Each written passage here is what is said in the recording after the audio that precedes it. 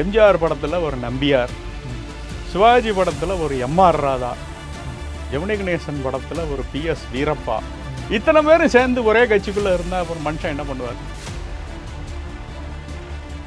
Google வந்தது 7 வருஷம், இன்னைக்கு ஏஐ வருது 2 வருஷம், மாற்றி புரட்டி போட்டுக்கிட்டே இருக்கு.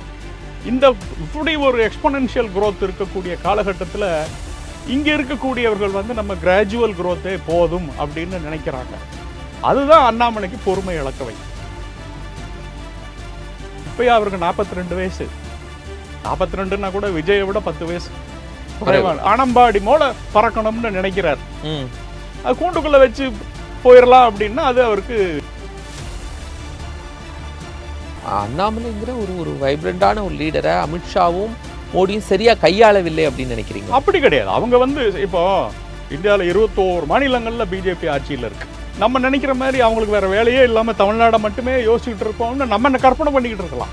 அவங்களுக்கு அது அவ்வளோ பெரிய விஷயம் கிடையாது. அங்கே மோடி சாக்ரிஃபைஸ் பண்ணியிருக்க மாட்டாரா?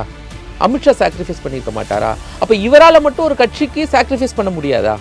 நான் தான் சொல்றேன், அவர் எவ்வளவு பொறுத்து அவங்களையெல்லாம் அணைச்சு போக முடியுமோ அவ்வளவும் போயிட்டார். அதையும் தாண்டி அவர் ஒரு வியூகம் வகுத்து கொடுக்குறாரு. 1 வருஷம் 18 மாசம் அது பதவி இல்லாம 6 மாசம், இதுலதான் இவ்வளவு பொறுமை அப்படின்னு கோயம்புத்தூர்ல கேட்கிறேன். அதிமுக சார்பில் சிங்க ராமச்சந்திரன் போட்டிடுறாரு. சிங்க ராமச்சந்திரனை போட்டிடுறதுக்கு முன்னாடி யாருக்காவது தெரியுமாங்க? சொல்லுங்க. அப்ப அந்த தொகுதியில கூட அண்ணாமலையால ஜெயிக்க முடியலையே. அவ்வளவு இன்ஃப்ளூயன்ஸ்டு மீடியா கான்சென்ட்ரேஷன் அங்கேயே ஃபோக்கஸ் பண்றாரு. அவர் முடிவெடுத்து கோயம்புத்தூர் தொகுதியில நிக்கிறாரு. அண்ணாமலை ஒரு புதிய அமைப்போ கட்சி எந்த இது தொடங்குறாரோ அதற்கும் அது ஒரு புறம், தாவேகா திமுக இன்னொரு புறம். திமுக அதுலேயுமே கொஞ்சம் கொஞ்சமா டிஸ்இன்டெகிரேட் ஆகிட்டு வரும். அப்ப பாஜகவுக்கு தமிழ்நாட்டில் வேலை இல்லையா? சரி, இனி அண்ணாமலையுடைய எதிர்காலம் எப்படி இருக்கும்? பிரகாசமாக இருக்கும், ரொம்ப பிரகாசமாக இருக்கும். ஏன்னா தினமலர் நேயர்களுக்கு அன்பான வணக்கம். நம்மோடு எழுத்தாளர் பிரபாகரன் இணைந்திருக்காங்க. சார் வணக்கம். வணக்கம். பாரதிய ஜனதா கட்சியிலிருந்து திரு அண்ணாமலை அவர்கள் விலகி புது மூமெண்ட்டை துவங்கியிருக்கார், வி த லீடர்ஸ் அப்படின்னு. ஆல்ரெடி இந்த மூமெண்ட்டை இன்னும் ரெஜினவேட் பண்ணியிருக்கார். இப்போ ஏன் முதல்ல அவர் பாஜகலேருந்து வெளியில் வந்தார் சார்? அதாவது ராமாயணத்தில் ஒரு வரி உண்டு, மானமும் குளமும் காக்க மண்ணுயிர் ஈந்த வள்ளல் அப்படின்னு. அது மாதிரி சில நேரங்களில் சில தர்ம சங்கடங்கள் வந்து உங்களுக்கு அப்படி தான் இருக்கும். இது கொஞ்சம் விளக்கமாக சொல்லணும்னா அவங்கள்ட்ட ஒரு கேள்வி கேட்டு சொல்கிறேன். ராமாயணத்தில் தசரதன் எதுக்காக உயிர் விட்டார்? மகனை பிரிகிறாரு. மகனை பிரியறதா இருந்ததுன்னா அவர் ராமன் கூடயே காட்டுக்கு போயிருக்கலாம்ல. அவ்வளவு பாசம் இருந்ததுன்னா போயிருக்கலாம் இல்லையா? ஏன் போகலை? காரணம் என்னன்னா, வரம் கொடுத்துட்டார். வரத்துப்படி நடந்துக்கிட்டோம்னா பாரம்பரியமாக வரக்கூடிய அப்பாவுக்கு அடுத்தது மகனுக்கு பட்டம் கட்டணுங்கிற குலம் கெட்டு போயிடும், குலம் முறை கெட்டு போயிடும். குலத்துப்படி போகணும்னு ராமனுக்கு பட்டம் கட்டினா அவர் கொடுத்த வரம் மீறப்படும். அப்போ ரெண்டையும் காப்பாற்றணும்னா என்ன வழி? உயிரை விடுற ஒன்று தான் வழின்னு அந்த இடத்துல கம்பன் சுட்டி காட்டுறான். மானமும் குளமும் காக்க மண்ணுயிர் ஈந்த வள்ளல். அது மாதிரி இப்போ வந்து அவர் தன்னுடைய ஒரு சுயமரியாதையும் காப்பாற்றிக்கிடணும். அதே சமயம் கட்சிக்குன்னு ஒரு கட்டுப்பாடு இருக்குது. அதையும் ஒரு எல்லையை தாண்டி அந்த கட்சி கட்டுப்பாட்டையும் மீறது கட்சிக்கு மேலிட தலைவர்களுக்கு ஒரு தர்ம சங்கடத்தை உருவாக்க அவர் விரும்பவில்லை. இதுக்கு எனக்கு தெரிஞ்சு ஒரே எளிய வழி வந்து வெளியே வருவது தான். அந்த வழியை தான் அவரும் கடைபிடிச்சிருக்கிறார். மானமும் காக்கணும், தலைமையும் கொடுக்கணும். அந்த அளவுக்கு பாஜகக்குள்ள அண்ணாமலைக்கு என்ன நெருக்கடி வந்துச்சு? பெரிய பவர் கொடுத்தாங்க, வந்த உடனேயே. எனக்கு தெரிஞ்சு பாஜகக்குள்ள வந்த உடனே இவ்வளோ பெரிய பவரை யாருக்கும் கொடுக்கல. உண்மைதான், இல்லை கொடுத்ததெல்லாம் உண்மைதான், இல்லைன்னு சொல்ல வரல. அவங்களும் எப்படி அண்ணாமலையை நம்பி மேலிடம் வந்து ஒரு அவருக்குன்னு சில சலுகைகளை செஞ்சதும் அதுக்கு நிகராக அவங்களுடைய நம்பிக்கைக்கு பாத்திரமாக அவரும் வந்து கட்சிக்கு உழைச்சி கட்சியை வளர்த்துருக்கிறார். அதை நீங்கள் மறுக்க முடியாதோ. தகுதி இல்லாதவருக்கு கட்சி இடம் கொடுத்ததாக யாருமே சொல்ல முடியாது. அவர் அண்ணாமலைகிட்ட என்ன எதிர்பார்த்தாங்களோ அவங்க வந்து நேரடியாக அடுத்த இதில் நீ ஜெயிச்சு கொடு அப்படின்னு கண்டிப்பாக கட்சி மேலிடம் எதிர்பார்க்கல. மக்கள் எதிர்பார்த்துருக்கலாம், மற்றவங்களை எதிர்பார்த்துருக்கலாம். நிதர்சனம்னு ஒன்று இருக்குது.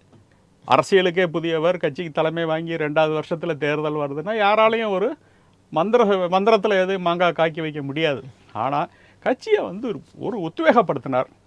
இளைஞர்களுக்கெல்லாம் அவர் ஒரு நம்பிக்கை நட்சத்திரமாக இருந்தார். அவருக்காகவே பாஜகவில் வந்து சேர்ந்த இளைஞர்கள் கூட்டம் அன்னைக்கும் இருந்தது, இன்றைக்கும் இருந்து கொண்டு இருக்கிறது.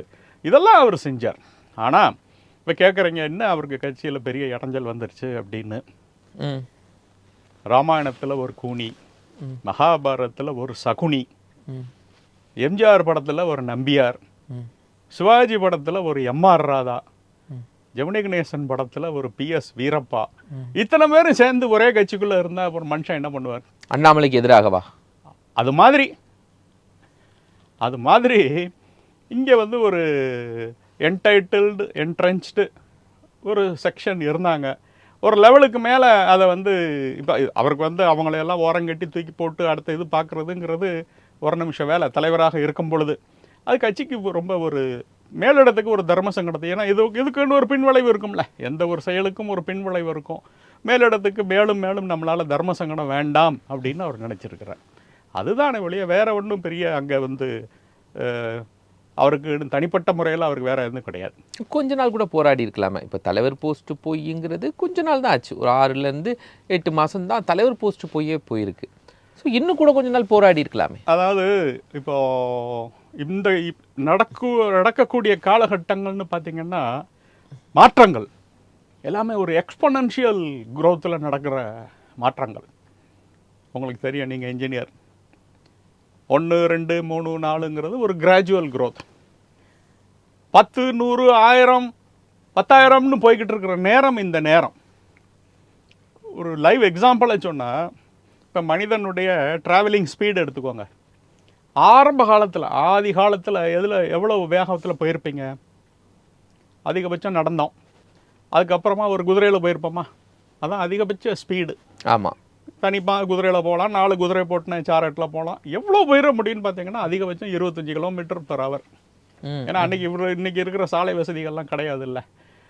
இந்த குதிரையில் சவாரி செய்கிறதுங்கிறது எவ்வளோ வருஷமாக நடந்தது? நம்ம ராமாயணம் மகாபாரதம் காலத்திலிருந்து இப்போ சமீபத்தில் விக்டோரியா மகாராணி காலம் வரைக்கும் நடந்தது குதிரை சவாரி. பெரிய லாங், ஒரு 5000 6000 10,000 வருஷம்னு கூட நீங்கள் எடுத்துக்கிடலாம். அந்த 10,000 வருஷமாக உங்களுடைய ஸ்பீடில் பெரிய சேஞ்ச் இல்லை. ஆனால் 1900s அதெல்லாம் கார் ஆட்டோமொபைல்னு ஒன்று வருது. 1908 ஹென்ரி ஃபோர்டு மாடல் டிஏ கொண்டு வந்துட்டார். 1900ங்கிற ஒரு டேட்டை எடுத்துக்கிட்டார். 1969 நிலவுக்கு போயிட்டோம். ஸோ 5000 10,000 வருஷமாக ஒரு ஸ்பீடில் போய்கிட்டு இருந்த மனிதன் 69 வருஷத்தில் நிலாவில் போய் நிற்கிறான்னா இதுதான் நான் சொல்கிற எக்ஸ்பொனன்ஷியல் மாற்றம். இது நீங்கள் எல்லா துறையிலும் இப்போ சமீபத்தில் இன்னும் குறுகிக்கிட்டே வருது. இந்த 70 வருஷம் தேவையில்லை. கம்ப்யூட்டர் வந்தது 30 வருஷம், இன்டர்நெட் வந்தது 10 வருஷம், கூகுள் வந்தது 7 வருஷம், இன்றைக்கி ஏஐ வருது 2 வருஷம், மாற்றி புரட்டி போட்டுக்கிட்டே இருக்கு. இந்த இப்படி ஒரு எக்ஸ்பொனன்ஷியல் க்ரோத் இருக்கக்கூடிய காலகட்டத்தில் இங்கே இருக்கக்கூடியவர்கள் வந்து நம்ம கிராஜுவல் க்ரோத்தே போதும் அப்படின்னு நினைக்கிறாங்க. அதுதான் அண்ணாமலைக்கு பொறுமை இழக்க வைக்குது. இன்னுமே இதில் இருந்தாங்கன்னா அதுக்குள்ளே அவருக்கு வயசாகி போயிடும். இப்போயே அவருக்கு 42 வயசு. 42ன்னா கூட விஜயை விட 10 வயசு குறைவான, அதை மனசில் வச்சுக்கோங்க. அவர் லெவலுக்கு சொல்கிறேன். ஆமாம், அதனால் இன்னும் சாதிக்க வேண்டிய மனிதர், வேகமுள்ள மனிதர், தகுதி உள்ள, வானம் பெரிது, அதில் வானம்பாடி மூல பறக்கணும்னு நினைக்கிறார். அது கூண்டுக்குள்ளே வச்சு போயிடலாம் அப்படின்னா அது அவருக்கு அந்த பொறுமை இல்லை. அவருக்கு நியாயமானது தான். இந்த பொறுமையின்மை என்பது ரொம்ப நியாயமானது தான். ஆனால் இப்போது வெளில வந்துட்டார். வந்த பிறகு அரசியல் கட்சி ஆரம்பிச்சிருக்கலாம், மூமெண்ட் ஆரம்பித்து அது எப்படி இருக்குது, அப்புறம் உள்ளாட்சி பிரதிநிதிகள்லாம் நம்ம அனுப்பி அதுக்கப்புறம் அரசியல் கட்சி ஆரம்பிச்சுக்கலாம். அப்போ இப்போ பொறுமை இருக்குல்ல, மூமெண்ட் ஆரம்பித்து ஒரு வெள்ளோட்டம் பார்த்து அதுக்கு பிறகு அரசியல் கட்சி ஆரம்பிக்கலான்னு. இதுக்கு பேர் திட்டமிடல். அவர் எவ்வளோ சொல்கிறாரு, 5 வருஷம் கழித்து நம்ம அரசியல் கட்சி ஆரம்பிப்போன்னு சொல்லலையே. 6 மாசத்துல ஒரு தேர்தல், இப்போ உள்ளாட்சி தேர்தல் வந்துன்னா அதுலேயே நிற்கலான்னு தான் சொல்கிறாரு. உள்ளாட்சி தேர்தலில் 29 வரக்கூடிய பாராளுமன்ற தேர்தலில் நிற்கலாம். இதெல்லாம் ஒரு 2-3 வருஷத்தில் வரக்கூடியதானே. 29க்குன்னா எவ்வளோ, 3 வருஷம் கூட கிடையாது. நீங்கள் அதே ஏப்ரலில் வரும்னு கணக்கு பார்த்தீங்கன்னா இப்போ பார்த்தீங்கன்னா ரொம்ப குறுகிய காலம் தான், 2.25 வருஷம் தான் இருக்குது. அது ஒரு பெரிய காலம் கிடையாது. இப்போ என்னென்னா மக்கள் ஆதரவை திரட்டுறதுக்காக இது ஒரு இடைப்பட்ட காலம். இது அதிகபட்சமான ஒரு 2-3 மாதம். கூடிய சீக்கிரமே அவர் 2-3 மாதத்துலேயே அரசியல் கட்சியை அறிவிப்பார்.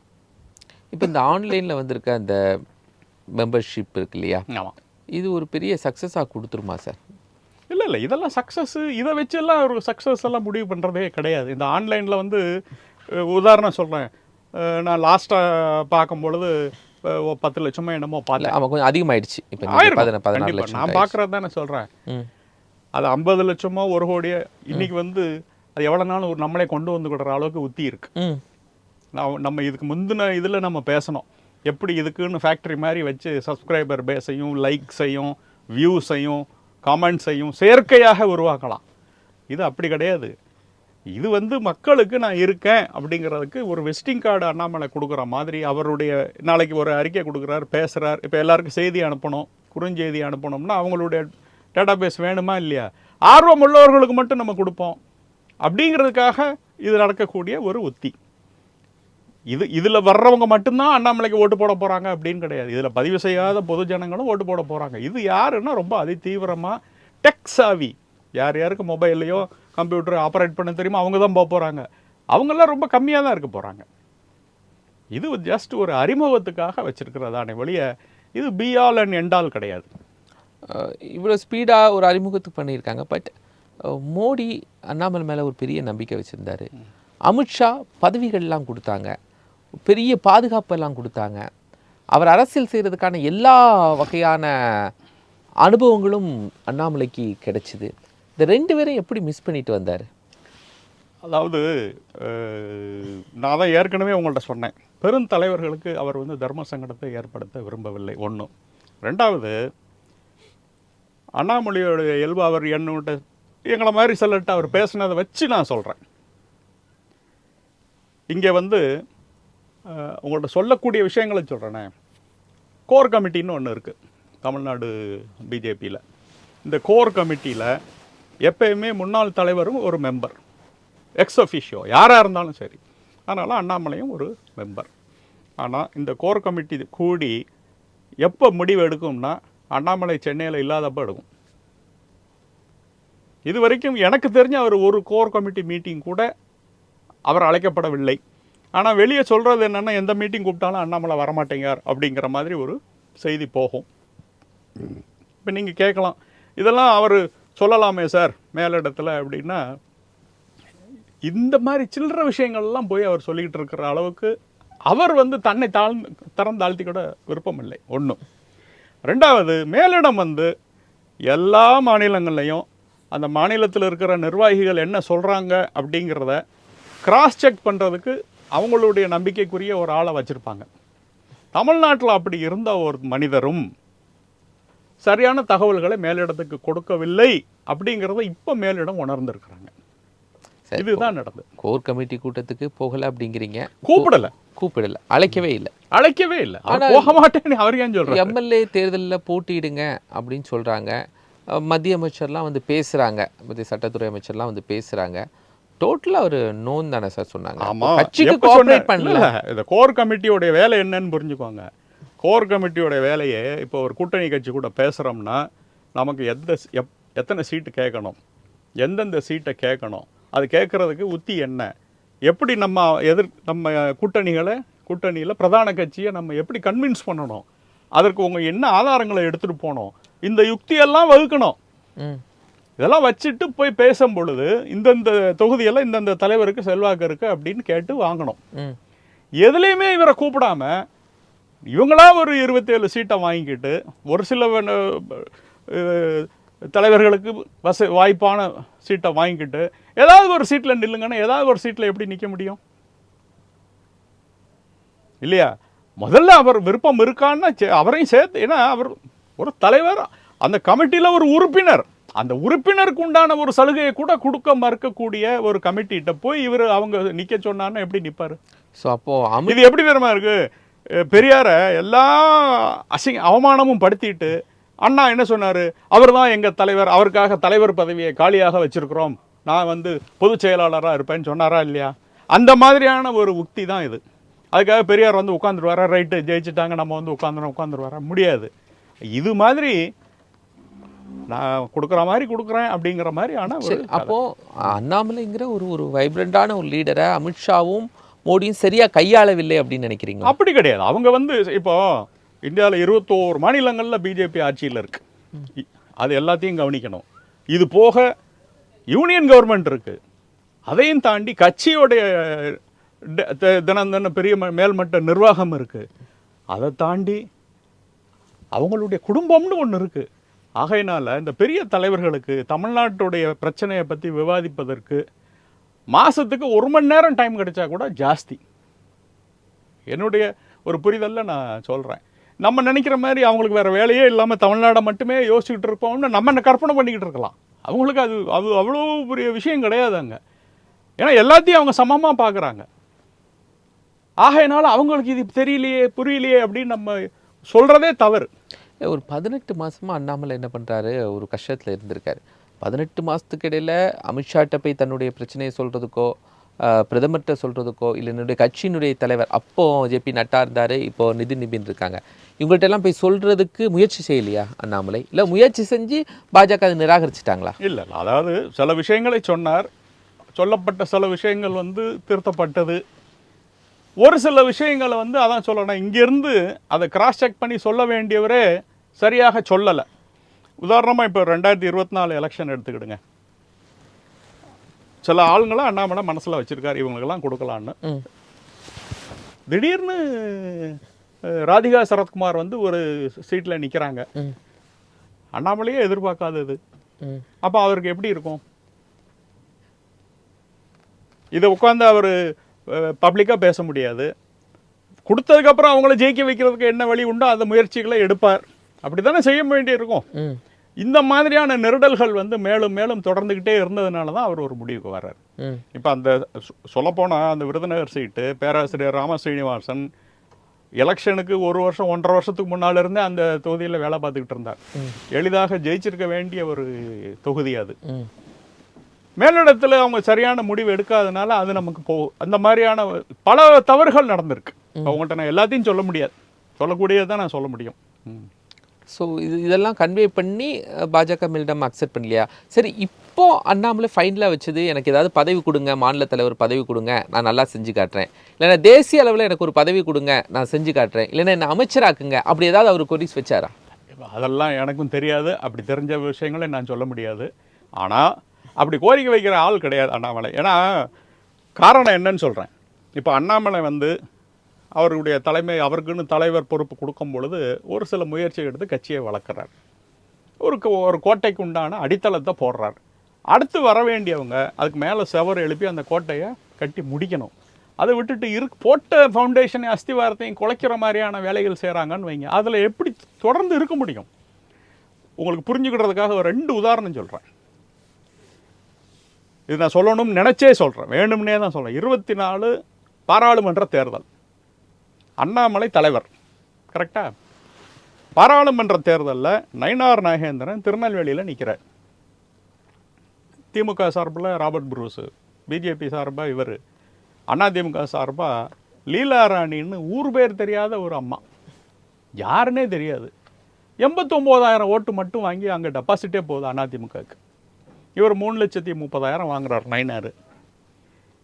சரி, இந்த 89 இப்போ உங்களுக்கு தெரியும், நான் வந்து இந்த ஸ்டாட்டிஸ்டிக்ஸில் அவ்வளோ லேசில் விட மாட்டேன். எது வந்து ஒரு டிவியண்ட்டாக இருந்தாலும் பார்ப்பேன். இதுக்கு முன்னாடி அதிமுக என்ன வாங்கியிருக்குன்னு பார்த்தா குறைஞ்சபட்சம் எப்படியுமே 2-2.5 லட்சம் ஓட்டு வாங்கியிருக்கு பாராளுமன்றத்தில். இப்போ இந்த 26 அசம்பிளி எலெக்ஷனில் இந்த பாராளுமன்றத்துக்கு 5-6 அசம்பிளி செக்மெண்ட் இருக்கும் இல்லையா, அந்த ஓட்டை கூட்டி பார்த்தாலும் 2.5 லட்சம் வருது. அப்போ 24 மட்டும் எப்படி வெறும் 89,000 போச்சு?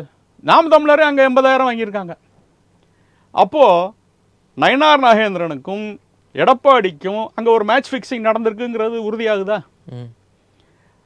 இதனைக்கும் அன்றைக்கி அண்ணாமலை தான் தலைவர் அப்படின்னு எதுக்காக எடப்பாடி விட்டு கொடுக்கணும் நயினாருக்கு? அப்போ அவங்களுக்குள்ள ஒரு கள்ள உறவு இருக்குதா? நீங்கள் ஜெயிச்சா நாளைக்கு நீங்கள் தலைவரானா நீங்கள் அப்படின்னா நயினாரை போன்ற ஒரு கட்சி தலைவர் எப்படி பிஜேபிக்கு விசுவாசமாகவும் எடப்பாடிக்கு எதிராகவும் இருப்பார்? இப்படி தனிப்பட்ட ஆதாயத்தை நீங்கள் வாங்கும் பொழுதே உங்களுடைய நேர்மை கேள்விக்குறியாகுதா இல்லையா? அதே போல தான் மயிலாப்பூர் எடுத்துக்கோங்க. பிஜேபி உறுதியாக ஜெயிக்க வேண்டிய ஒரு தொகுதி. அங்கே தமிழிசையை தவிர யாரை போட்டிருந்தாலும் ஜெயிச்சிருக்கலாம். அங்கே அசோத்தாமனை போட்டிருக்கலாம், உமா ஆனந்த போட்டிருக்கலாம், இன்னும் யாரை வேணாலும் நீங்கள் போட்டிருக்கலாம். எல்லாருடைய வெறுப்பையும் சம்பாதிச்ச ஒரு வேட்பாளர் அங்கே எப்படி வர முடிஞ்சது? அதில் எப்படி வராங்க? அனௌன்ஸ் பண்ண முன்னாடி எடப்பாடியாருடைய வேனில் ஏறி எடப்பாடியாரை அறிமுகப்படுத்துகிறார். இதெல்லாம் கட்சிக்கு எவ்வளோ பெரிய அவமானம். இப்படி ஒரு சூழ்நிலையில் இப்படிப்பட்ட இவங்கெல்லாம் நான் தலைவர்னு சொன்னா அப்புறம் அண்ணாமலையும் அதில் தலைவர்னு நானும் இதில் தலைவர்னு சொல்றேன். இந்த பதவி வச்சுட்டு இல்லைன்னா கட்சிக்குள்ள இருந்தே இவ்வளவு மாறுதல்களை கொண்டு வர முடியாது. அதை தான் நான் சொல்றேன். இப்படிப்பட்ட தலைவர்கள் இத்தனை 5-6 பேர் சேர்ந்து ஒரே இடத்துல ஒரு கதைக்கு ஒரு வில்லன் தான் இருக்க முடியும். சார் உங்களுக்கு நல்லா தெரியும், கட்சிக்குள்ள இப்படி எல்லா சூழ்நிலையெல்லாம் கை வச்சு தான் அமித்ஷா இந்த லெவலுக்கு வந்திருக்காரு. இந்த மாதிரி பழைய தலைவர்களுடைய ஸ்லோனஸ்ஸு விட்டு கொடுத்தல் எல்லாம் தாண்டி தான் பிரதமராக மோடி வந்திருக்காரு at the age after 60. இப்படி ஒவ்வொருத்தரும் பதவிக்கு வர்றதுக்கு இந்த மாதிரி கட்சிக்குள்ளே இருக்கக்கூடிய பல பிரச்சனைகள் காரணமாக இருக்கும். எல்லாருக்கும் ஒரு குட் பாத்து ஒரு நீட் பாத்து யாரும் அமைச்சு கொடுத்துருக்க மாட்டாங்க. அவங்களுக்கு ஒரு ஸ்டெடினஸ், அவங்க ஸ்டடி பண்ணியிருப்பாங்க, மாற்றம் செஞ்சுருப்பாங்க. ஏன் அந்த அளவுக்கு மோடி சாக்ரிஃபைஸ் பண்ணியிருக்க மாட்டாரா? அமித்ஷா சாக்ரிஃபைஸ் பண்ணியிருக்க மாட்டாரா? அப்போ இவரால் மட்டும் ஒரு கட்சிக்கு சாக்ரிஃபைஸ் பண்ண முடியாதா? அதாவது நீங்கள் சுருக்கமாக என்ன கேட்குறீங்கன்னா, அண்ணாமலை நான் இருந்தால் தலைவராக இருப்பேன், இல்லை நான் தலைவராக இல்லாட்டி நான் சொல்கிறபடி கேட்கணும், அப்படிலாம் இல்லை. நான் தான் சொல்கிறேன், அவர் எவ்வளவு பொறுத்து அவங்களையெல்லாம் அணைச்சி போக முடியுமோ அவ்வளவும் போயிட்டார். அதையும் தாண்டி அவர் ஒரு வியூகம் வகுத்து கொடுக்குறாரு. ஒரு வருஷம் 18 மாதம் அது பதவி இல்லாமல் 6 மாதம், இதில் தான் இவ்வளவு பொறுமை அப்படின்னா என்ன? இல்லை அதை தான் சொல்கிறேன், அதை தான் சொல்ல வரேன். இந்த 18 மாதம் இல்லை, 3 வருஷமே வேணாலும் நயினாருடைய முழு டென்யூர் வேணாலும் காத்திருக்கலாம். ஆனால் இப்போ நம்ம கூட்டாக ஒரு முடிவு எடுக்கிறோம், இதுதான் நம்ம கட்சி இப்படி தான் போகணும், தமிழ்நாட்டில் ஆட்சியை பிடிக்கணும், அதான் நம்ம டார்கெட், அதுக்கு இதுதான் வியூகம், பேசியாச்சு, எல்லாரும் ஒத்துக்கிட்டாச்சு, அதுபடி தான் போகிறோம். இவர் தலைவர் வந்த உடனே, இவங்க தலைமைக்கு வந்த உடனே மற்ற எல்லாம் அதை அப்படியே ரிவர்ஸ் பண்ணோம்னா என்ன அர்த்தம்னு நான் கேட்குறேன். ஸோ ஒரு தலைவர் ஒரு முடிவு எடுப்பார், இன்னொரு தலைவர் அந்த முடிவெல்லாம் மாற்றி அமைப்பார்னா அப்புறமா அந்த கட்சி எப்படி செயல்பட முடியும்? அதில் எந்த தலைவரை நம்பி இன்னொரு கூட்டணி கட்சி வரும்? நான் சொல்றது புரியுதா அவங்களுக்கு? அவர் பொறுமை இழந்து போகலை, இந்த பொறுமைக்கு அங்கே மரியாதை இல்லைங்கிறதுனால தான் அவர் பொறுமையை விட்டு வெளியே வர்றார். அவர் என்னென்ன வியூகம் இப்படி தான் போகணும்னு ஒரு முடிவு எடுத்து அதை எல்லாரும் ஒத்துக்கிட்டாங்க. அன்னைக்கு அண்ணாமலை என்ன இப்படி தான் போகணும், தனியாக தான் இருக்கணும், மத்திய தலைமையே அதை ஏற்றுக்கொண்டது, கூட்டணி வேண்டாம் தனியாக போயிடுவோம் அப்படின்னு. நான் தான் சொல்லணும், அண்ணாமலை தலைவராக இருக்கும் பொழுது சதி செய்தவர் நயினார். அதற்கு உதாரணம் தான் நான் சொன்னேன் 2024 அவருக்காக நடந்த மேட்ச் ஃபிக்ஸிங். இதுக்கு மேலே அவங்கள்ட்ட நான் ஓப்பனாக என்ன சொல்கிறது? இப்படி இப்போ நான் ஒரு விஷயம் தான் உங்கள்கிட்ட சொல்லியிருக்கேன், பல விஷயங்கள். சார் கோயம்புத்தூர்ல கேட்குறேன், அதிமுக சார்பில் சிங்க ராமச்சந்திரன் போட்டிடுறாரு. சிங்க ராமச்சந்திரனை போட்டிடுறதுக்கு முன்னாடி யாருக்காவது தெரியுமாங்க? சொல்லுங்க. தெரியும். இல்லை, அப்போ அந்த தொகுதியில் கூட அண்ணாமலையால் ஜெயிக்க முடியலையே. அவ்வளவு இன்ஃப்ளூயன்ஸ்டு, மீடியா கான்சன்ட்ரேஷன், அங்கேயே ஃபோக்கஸ் பண்ணுறாரு. அவர் முடிவெடுத்து கோயம்புத்தூர் தொகுதியில் நிற்கிறாரு. ஓகே, எவ்வளோ ஓட்டு வாங்கினார் அண்ணாமலை? தோத்தாரு, சரி, அவ்வளோதானே உங்களுக்கு தெரியுது. எவ்வளோ ஓட்டு வாங்கி தோத்தாரு? 4.5 லட்சம் ஓட்டு வாங்கினாரு. எங்கேயாவது ரன்னர் அப் 4.5 லட்சம் ஓட்டு, 4 லட்சம் ஓட்டுக்கு மேலே வாங்கியிருக்காங்களா தமிழ்நாட்டில்? இந்த இல்லை, இதுக்கு முந்தின தேர்தலையும் நீங்கள் காட்டுங்க. 2ஆவதாக வந்த ஒரு வேட்பாளர் 4 லட்சம் ஓட்டு பாராளுமன்றத்தில் வாங்கினாங்கன்னு ஒரு இதை நீங்கள் காட்டுங்க. அங்கே அது மட்டும் இல்லை, நீங்கள் கரெக்டான பாயிண்ட்டை பிடிச்சிங்க. இதே இதில் உங்கள்கிட்டயே நான் பேசினேன், முதல்ல இந்த எஸ்ஐஆரை பற்றி பேசுனது, அண்ணாமலை அங்கே தோல்வி அடைகிறாருங்கிற செய்தி, அது அந்த குறிப்பை வச்சது. ஏன்னா அங்கே பிரச்சாரத்தில் நான் இருந்தேன், அங்கே நான் ஒரு 15 நாள் இருந்தேன். அண்ணாமலை ஒரு 2 லட்சம் ஓட்டு வாங்கி தோற்றுருந்தாருன்னா அது சாதாரணம், எல்லாரும் அப்படி தான். அண்ணாமலை ஒரு ஆள் தான் 4 லட்சத்துக்கு மேலே வாங்கி தோற்றார். நயினார் 3,30,000. மற்ற எல்லாருமே 2லேருந்து 2.25, அதிகபட்சம் ராம ஸ்ரீனிவாசன் 2.5 வாங்கினாருன்னு நினைக்கிறேன் நான். அதுலேருந்தே தெரியுது அங்கே கள்ள ஓட்டு அதிகமாக இருந்தது. அண்ணாமலை தான் அங்கே உண்மையிலேயே ஜெயிச்சது அண்ணாமலை தான். அதுக்கப்புறம் தான் அதை நோண்டும் பொழுது தான் நான் கண்டுபிடிச்சேன் 65 லட்சம் ஓட்டு எக்ஸ்ட்ரா இருக்குங்கிறது அந்த புள்ளி விவரத்தை வச்சு தான் நான் எடுத்தது. அதனால் அண்ணாமலை 24 கோயம்புத்தூரில் தோத்தாருங்கிறது வந்து உண்மையான தகவல் அல்ல. தோற்கடிக்கப்பட்டார்னு வேணால் சொல்லுங்கள். சரி, இனி அண்ணாமலையோட எதிர்காலம் எப்படி இருக்கும்? பிரகாசமாக இருக்கும், ரொம்ப பிரகாசமாக இருக்கும். ஏன்னா இப்போ வந்து அவருடைய திட்டம் வந்து அவருடைய மனசில் என்ன இருக்கோ அதுபடி போகும். இன்றைக்கு இருக்கக்கூடிய இளைஞர்களுக்கு அவர் வந்து ஒரு நம்பிக்கை நட்சத்திரமாக இருக்கிறார். அவங்க மொழியை பேசுகிறார். அந்த வைப்ஸ்ன்னு இருக்கு இல்லையா, அவருக்கும் இளைஞர்களுக்கும் நல்லா. ஏன்னா அவரும் அந்த ஏஜ் குரூப்பில் தானே இருக்கிறார். பிரபாகரன் சார், இதுக்கு முன்னாடி திமுக ஆட்சியில் இருந்துச்சு. திமுகவை அண்ணாமலை எதிர்க்கிறார். எல்லாரும் கொஞ்சம் அதிமுக அப்படி அமைதியாக போகிறாங்க, நாம் தமிழர் அமைதியாக போகிறாங்க. திமுகவை எதிர்க்கிறாரு. ஒரு 5 ஆண்டுகள் இல்லைன்னா ஒரு 75 ஆண்டுகள் பாரம்பரியமான கட்சி பல ஊழல்கள் செஞ்சுருக்கு, பல குற்றங்கள் செஞ்சுருக்கு, அங்கே ஒரு வாரிசு அரசியல் இருக்குது. அது அண்ணாமலை எதிர்க்கிறார் அப்படிங்கிறத ஜனரஞ்சகமாக மக்கள் அண்ணாமலை ஏற்றுக்கிறாங்க. ஆனால் இன்றைக்கி அந்த திமுகவை ஆட்சிக்கட்டிலேருந்து வெளில அனுப்பியாச்சு. எல்லா கட்சிகளிலும் பிரச்சனை. தாவேக்கா இப்போ வந்திருக்கு, அவங்களுக்கு ஒரு ஸ்பேஸே இன்னும் கொடுக்கல. அவங்கள மதிப்பீடு செய்கிறதுக்கே 5 வருஷத்துக்கு மேலே தேவை இருக்குது. இப்போ அண்ணாமலை யாருக்கான குரலாக இருக்க போகிறாரு? உண்மையான மக்களுக்கான குரலாக இருப்பார். தாவேக்கா வந்து நாங்கள் தான் எளிய மக்களுக்கான குரல்னு சொல்கிறாங்க. இப்போ நீங்களே சொன்னீங்க, திமுக வந்து என்ன சொன்னீங்க, அண்ணாமலை வந்து அன்னைக்கு எதிர்த்தாரு, அதனால அண்ணாமலை பாராந்தார். இப்போ திமுக ஆட்சி கட்டில் இல்லை, இனி யாரை எதிர்க்க போறாரு? இல்லை, நான் விஷயத்த சொல்கிறேன். அண்ணா திமுகன்னு ஒரு கட்சி இனிமேல் இருக்க போகிறது இல்லை. அது வந்து ஏறக்குறைய கட்டரம்பு லெவலுக்கு வந்துருச்சு, தேயத்தான் போகுது. இன்றைக்கே இப்போ செய்திகள்லாம் பார்த்தோம். எத்தனை மந்திரிகள் தாவேக்கால சேர்றதுக்கு முன்னாள் மந்திரிகள் வரிசையில் நின்று போகிறாங்க. அதனால் அதிமுகவை பற்றி மறந்துடுங்க. திமுகவும் நெல்லிக்காய் மூட்டை மாதிரி செதறதுக்கு கொஞ்சம் நாளாகும். ஏன்னா திமுக வந்து இப்போ தான் ஆட்சியிலேருந்து இறங்கி இருக்குது, இன்னும் கொஞ்சம் நாளாகும். ஆகையினால இனிமே இருக்கக்கூடிய களம் அப்படி என்பது அண்ணாமலை ஒரு புதிய அமைப்போ கட்சி எந்த இது தொடங்குறாரோ அதற்கும் அது ஒரு புறம், தாவேக்கா திமுக இன்னொரு புறம். திமுக அதுலேயுமே கொஞ்சம் கொஞ்சமாக டிஸ்இன்டெகிரேட் ஆகிட்டு வரும். அப்போ பாஜகவுக்கு தமிழ்நாட்டில் வேலை இல்லையா? பாஜகவுக்கு வந்து எனக்கு தெரிஞ்சு இதே மாதிரியான தலைவர்கள் தொடர்ந்துக்கிட்டே, இன்னைக்கு இருக்கிற அண்ணாமலை வெளியேறுவதற்கு காரணமான தலைவர்கள் மீண்டும் அதிலே தொடர்ந்தாருங்கன்னா கண்ணு கட்டிய தூரத்தில் பெரிய வேலை இல்லை. அப்போ இங்கே மாநில தலைவர்களை வச்சு தான் பாஜக இருக்குது, மோடி அப்படிங்கிற ஒரு ஃபேஸ்க்காக இல்லை. அதாவது கரிஷ்மாங்கிறது ஒன்று இருக்குது, ஆல் இண்டியா கரிஷ்மான்னு ஒன்று இருக்குது. பிஜேபி வந்து ஒரு அனைத்து இந்தியாவுக்குமான ஒரு கட்சி. ஆனால் ஒரு மாநிலத்திலையும் ஒரு ஃப்ளேவர் இருக்கும். அப்படியே அதை வந்து யூபியில் இருக்கிற பிஜேபியை கொண்டு வந்து தமிழ்நாட்டில் புகுத்த முடியாது. அதை தமிழ் படுத்தி தான் புகுத்தணும். பிஜேபியோடைய இன்னைக்கு இருக்கிற நிலைமைக்கு ஒரு உதாரணம் சொல்கிறேன். இப்போ இந்த பல்வேறு வளர்ச்சி திட்டங்கள் பிரதமர் அனௌன்ஸ் பண்ணியிருக்கார் இல்லையா, 216 திட்டங்கள் இருக்குது. அதில் ஒரு திட்டத்தை கூட தமிழ் படுத்தலை. பிரதம மந்திரி ஆவாஸ் யோஜனா அப்படின்னா அப்படியே இருக்குது. பிரதம மந்திரி வீடு கட்டும் திட்டம்னு சொல்கிறதுக்கு கூட இங்கே அந்த ஒரு சின்ன வேலையை செய்கிறதுக்கு ஆள் இல்லை. ஆனால் ஸ்டிக்கர் ஒட்டுற திமுக கலைஞர் கனவு இல்லைன்னு அதுக்கே ஸ்டிக்கர் ஒட்டுறாங்க. துட்டை வாங்கி கொடுத்துட்டு கலைஞர் படத்தை போடுறாங்க. ஸோ அவங்களுக்கு இருக்கக்கூடிய அந்த முன்னெடுப்பு கூட இன்றைக்கி இருக்கிற பிஜேபி தலைவர்களுக்கு இல்லை. இதைத்தான் நான் தமிழ் படுத்துறதுனா நம்ம ஃப்ளேவரில் நம்மளுக்கு ஏற்றபடி செய்யணும். இப்போ நம்ம பிஜேபிங்கிறது வந்து ஏதோ நம்ம இங்கேருந்து வெளியே வந்துட்டோம்னால நமக்கான அது ஒரு எதிரி கட்சி கிடையாது.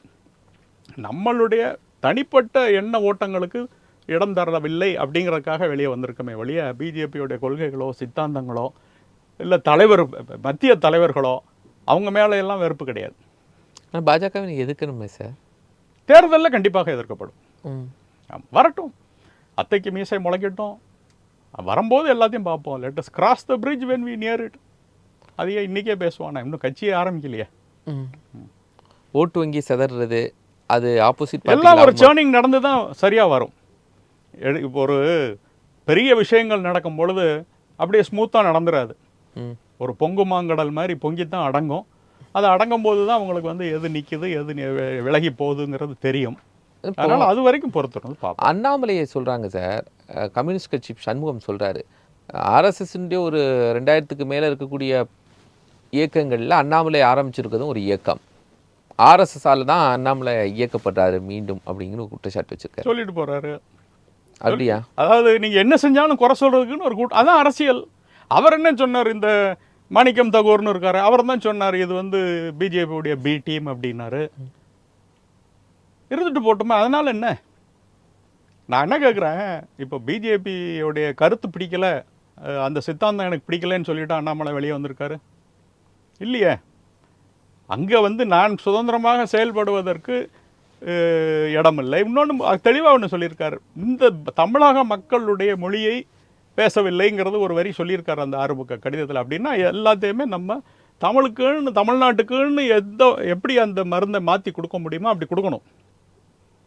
சுகர் கோட்டட் பில்ஸ் கொடுக்குற மாதிரி, மருந்தில் தேன் கலந்து கொடுக்குற மாதிரி தமிழ் கலந்து கொடுக்கணும். அது இல்லாததுனால தான் இந்த பிரச்சனை. சார் இவ்வளோ விடுங்க சார், நீங்கள் நண்பர்கள் கூட பேசும் பொழுது இந்த ஜிங்கிறதையாவது விட்டுருங்களேன், அண்ணாச்சின்னான்னு சொல்லுங்களேன்னு நானே பல நேரங்களில் சொல்லுவேன். அதை கூட நம்மளால் மாற்ற முடியல. இப்படி ஒரு இறுகிய மனப்பான்மை, ஃபிக்ஸிடிட்டி ஆஃப் திங்கிங் இருக்குதேங்கிறதான் அர்த்தம், வேற ஒன்றும் கிடையாது. இன்னைக்கு வேணுங்கிறத நமக்கு ஃப்ளெக்சிபிளாக இருக்கணும், வேகமாக இருக்கணும். இளைஞர்கள் அஸ்பிரேஷன் நோக்கி இருக்கணும். அந்த சித்தாந்தத்துக்கு வரணுங்கிறதா நம்மளுடைய விருப்பம், வேற ஒன்றும் கிடையாது. உங்களுடைய இறுதியான நிலைப்பாடு என்ன சார்? அதாவது நான் வந்து அண்ணாமலையோட தோளோடு தோள் சேர்ந்து பணியாற்றுறதுங்கிற முடிவில் இருக்கிறேன். முடிவு எடுத்தாச்சு. அதே சமயம் எனக்கு இங்கே ஒத்துழைப்பு கொடுத்த பல நல்ல உள்ளங்களுக்கு நான் நன்றி சொல்லிக்கிறேன். குறிப்பாக அதாவது நான் இந்த டிவி, யூடியூப் இதிலெல்லாம் வர முன்னால், ரொம்ப காலத்துக்கு முன்னால், ஏறக்குறைய 10-15 வருஷத்துக்கு முன்னால், அமளிபுரம்னு திருச்செந்தூர் பக்கம் ஒரு மீனவ கிராமம், அங்கே ஒரு சின்ன பிரச்சனை, அவங்களுக்கு உதவி செய்யணுங்கிறதுக்காக அன்றைக்கி நான் ஹெச் ராஜா சாருக்கு ஃபோன் பண்ணேன். உடனே வந்தார். நான் யார், கூட்டம் இருக்குமா இல்லையா, எதை பற்றியும் அவர் சந்தேகப்படவும் இல்லை, அதை பற்றி யோசிக்கவே இல்லை. மெனக்கிட்டு கிளம்பி வந்து அந்த பிரச்சனையும் தீர்த்து கொடுத்தாரு. அங்கே ஒரு பப்ளிக் மீட்டிங்கும் அட்ரஸ் பண்ணார். அது போன்ற நல்ல உள்ளங்கள் அவருக்கு என்னுடைய இப்போ அவருடைய நன்றியை தெரிவிச்சுக்கிறேன். நான் ஒரு பல இடங்களில் மீட்டிங் போடுவேன், வள்ளலார் விழா, இந்த விழா, இந்த விழான்னு. இந்த தேதியை சொல்லி வந்துருங்க அப்படின்னு சொன்னால் 3 பேர் தட்டாமல் வரக்கூடியவங்க, பேராசிரியர் ராம ஸ்ரீனிவாசன், நம்ம அஸ்வத்தாமன், அதே மாதிரி ஹெச் ராஜா. அதனால் பேராசிரியருக்கும் அஸ்வத்தாமனுக்கும் அர்ஜுன் சம்பத் அவருக்கும் என்னுடைய நன்றி. நான் எந்த ஒரு கட்டுரையோ இல்லைன்னா ஒரு இன்டர்வியூவோ சிறப்பாக பேசியிருந்தேன், தினமலர்லையோ தினமணியிலோ நல்ல கட்டுரை எழுதுனேன்னா உடனே என்னையை கூப்பிட்டு வாழ்த்து தெரிவிக்கிறவர் வந்து நம்ம நாராயணன் திருப்பதி. அவருக்கும் என்னுடைய நன்றி. இதுபோல் பல எனக்கு பெயர் டக்குன்னு குறிப்பிட முடியாமல் பலரும் இருக்கிறாங்க. அவர்களுக்கும் என்னுடைய அன்பான நன்றியை தெரிவிச்சுக்கிறேன். நன்றி. வணக்கம்.